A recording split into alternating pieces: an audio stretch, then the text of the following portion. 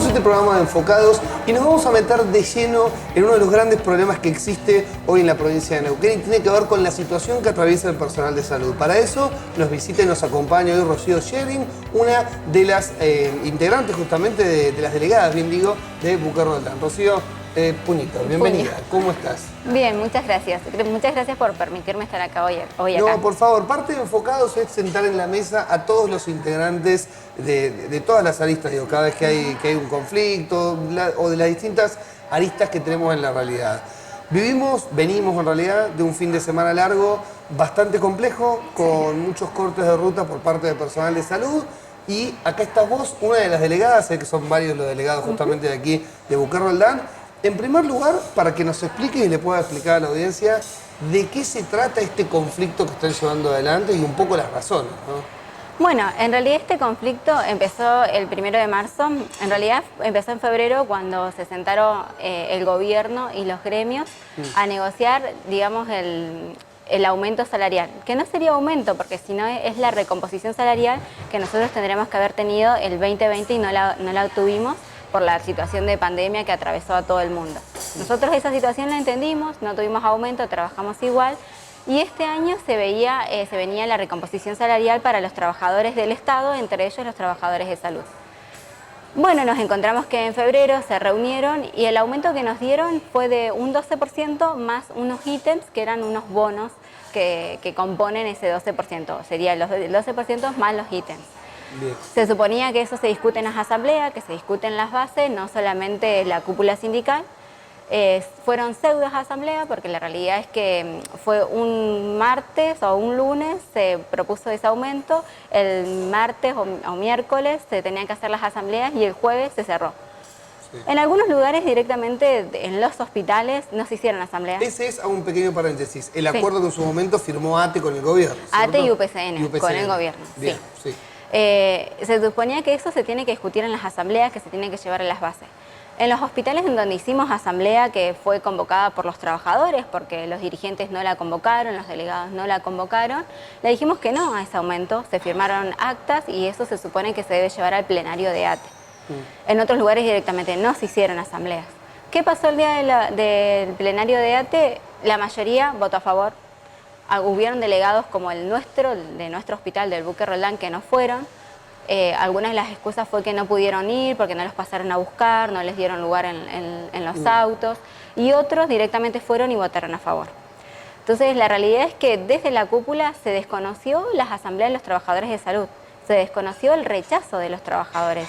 Nosotros rechazamos totalmente este acuerdo porque nuestro sueldo no se recompone con un 12%. Entonces, a partir de ahí, empezamos la movilización de trabajadores autoconvocados, hicimos una gran asamblea en el monumento, en donde vinieron trabajadores de los hospitales de acá de la Confluencia y los centros de salud. Sí. Y de ahí se comenzó con todo el movimiento de trabajadores autoconvocados, que aclarando, los trabajadores que pertenecemos a autoconvocados somos afiliados a ATE, a UPCN, también al CEN y a Ciprosapune. Pero que la realidad es que no nos sentimos representados con ellos, por eso nos empezamos a organizar así por asamblea. Bien. Eso es hasta ahí. Entonces nosotros lo que hicimos fue empezar a organizarnos por asambleas, por hospitales, en donde sacamos nuevamente los mandatos de la asamblea, que uno de esos mandatos era el rechazo del aumento del 12% y solicitando el pase a planta del 100% de los compañeros eventuales. Bien. Con toda la presión que empezamos a movilizarnos desde el 2 de marzo, se volvieron a juntar otra vez nuevamente el ATE-UPCN y el gobierno y arreglaron un 3% más. Entonces del 12 se fue a un 15%. Pero los ítems siguen siendo igual. Ahora, paréntesis. En el medio gobierno durante el mes de marzo hace un acuerdo con ATEN que lleva arriba al 20%, si mal no recuerdo, los paritarios, corregime si estoy equivocado. Y dentro de los acuerdos que tiene el gobierno, que está justamente en una de los ítems, en el cual si alguna paritaria se negocia por arriba, entonces todas automáticamente tienen que ir hasta ese porcentaje. Sí. Hasta donde yo tengo entendido, si gobierno cerró 20% con ATEN, gobierno tiene que darle el 20% a todo el resto de los gremios con el que ya había firmado paritarios, no importa si estaban negociadas más abajo. Sí, lo que hizo con ATEN fue, si no nos equivocamos, es entre un 30 y 35, depende de los ítems. 30 y 35, perdón. Tienen muchísimos ítems que por ahí nosotros no lo tenemos. Entonces, entre ellos fue entre un 30 y un 35. Se suponía que eso se iba a proyectar a los trabajadores de salud y la realidad es que lo dijo Quintriqueo, no se proyectó, que no se proyectaban esos ítems a nosotros y ese aumento hacia nosotros.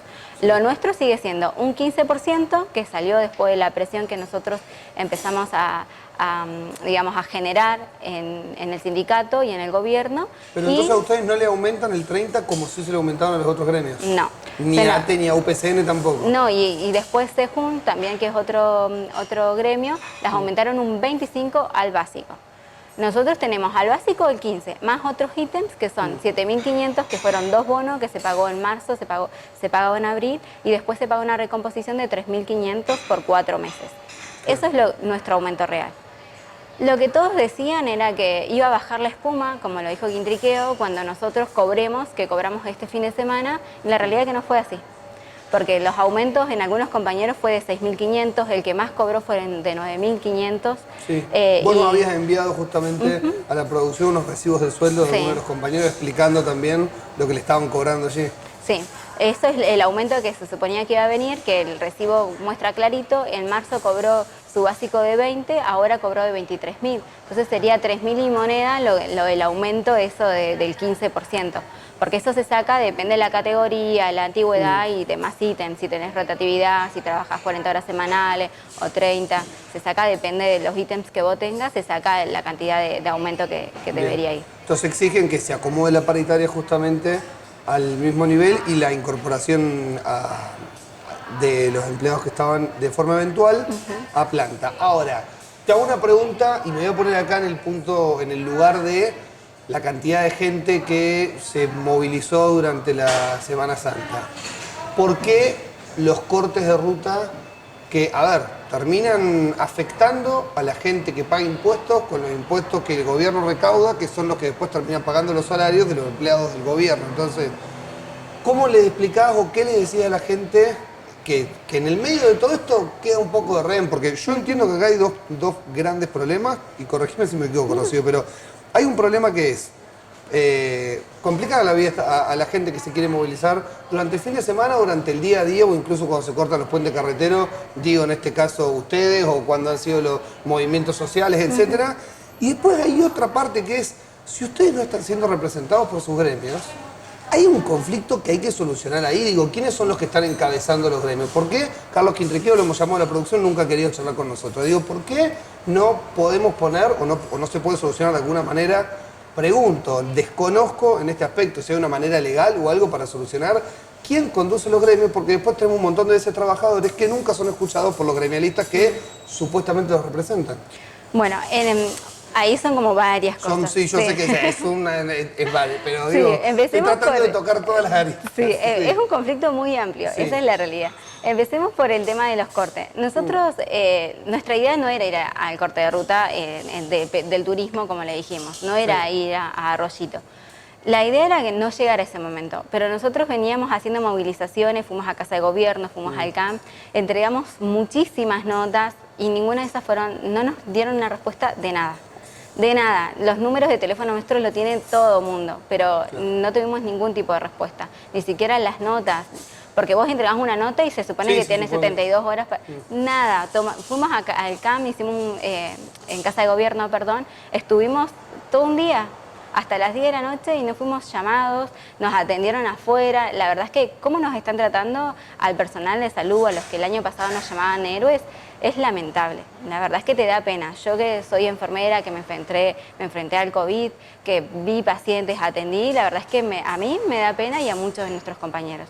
Entonces nosotros le veníamos advirtiendo que necesitábamos una respuesta y que una de las medidas que íbamos a tomar si no teníamos esa respuesta era el corte de ruta.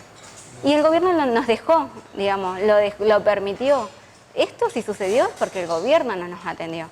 Nosotros a la gente empezamos a pedirle disculpas desde el primer momento que decidimos ir al corte de ruta porque no queríamos llegar a eso. Nosotros no estudiamos para ir a cortar una ruta. Claro, sí. Vamos, nosotros no nos capacitamos para ir a cortar una ruta.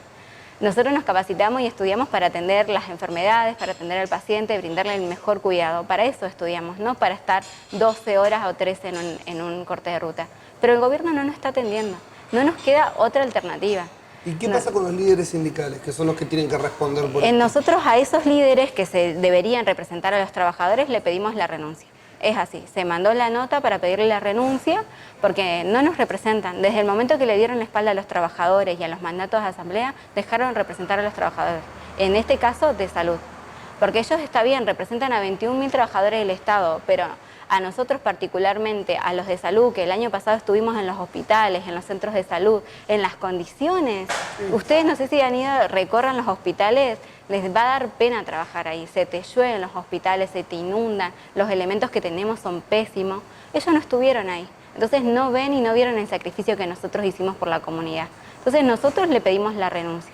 Se mandó a ATE Nacional, por eso está interviniendo ATE Nacional, porque ellos sí reconocen nuestro reclamo, claro. Por eso nos dan el aval de los paros. Se pidió un paro nacional para esta semana, estamos esperando que nos confirmen para cuándo va a ser, pero la realidad es que acá en Neuquén nuestro sindicato nos dio la espalda, esa es la realidad. Perfecto, Rocío, muchísimas gracias por tu opinión y por contarnos un poco cómo es parte de este complicado problema que están llevando que adelante. Si querés podemos hablar horas. Podemos hablar horas, sí, pero el tiempo en la televisión es tirano y no me nos imagino. deja. Y solamente déjame decir esto, disculpas a la sociedad por lo que tenemos que hacer los trabajadores de salud, pero no nos queda otra alternativa, necesitamos que nos escuche, no sabemos qué más hacer, necesitamos que el gobierno baje del pedestal en donde está, dejen de ser soberbios y que escuche a los trabajadores que nos pusimos la salud de la población en nuestros hombros. Perfecto, muchísimas gracias. Gracias a ustedes por el espacio. Nos vamos a hacer un pequeño corte y ya volvemos con mucho más informados. Te presentamos la nueva biblioteca digital. Cientos de libros disponibles para que empieces a leer hoy. Regístrate en legislaturaneuquén.gov.ar/leer activa. Legislatura del Neuquén. Legislatura activa. Ya sabes, en Portal Patagonia cuando nos juntamos, algo bueno pasa.